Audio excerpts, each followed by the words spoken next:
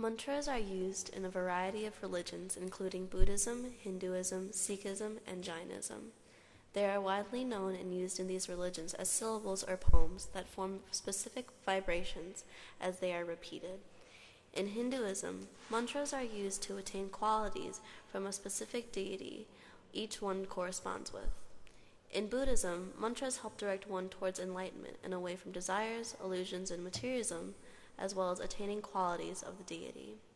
Overall, most religions that use mantras do so to achieve greater happiness in their lives. One of the main mantras used is the mantra of goddess Tara. Tara has many different forms, the two most common being the green and white form. Each of her forms has different qualities and attributes for which a recitation of the mantra will help one achieve.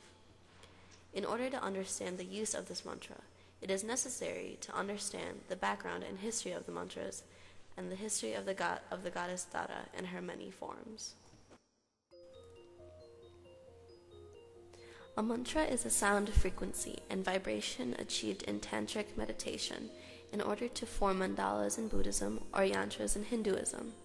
It was discovered in the 18th century by German physicist Ernest Chladni that when a violin bow is drawn across a metal plate, sand inside the plate forms patterns according to the musical note played. The vibration of the sound had affected the sand particles, causing them to move quickly and ultimately settle into a geometric pattern. Chladni also discovered that different notes cause different patterns, just as the geometric patterns from the violin. Repeating a mantra numerous times is said to form mandalas or yantras.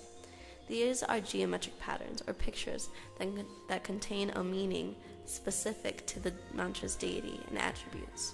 It also simultaneously allows one to be aware of the information the pattern embodies.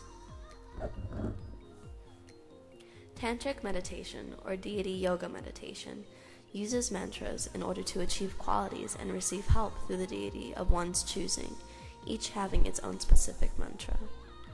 These mantras are in the deity's native language. When a mantra is chanted in repetition, one is essentially calling to the god or goddess in prayer that they can understand.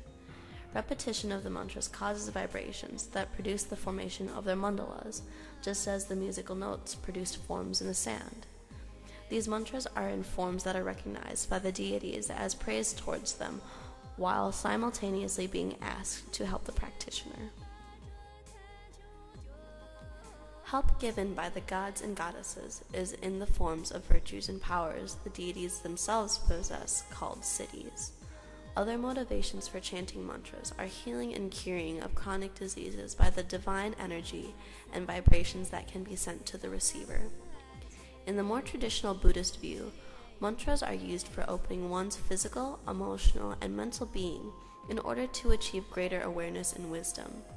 There becomes a balance inside and outside of the person, leading to awareness and the view of things free of samskaras or past impressions.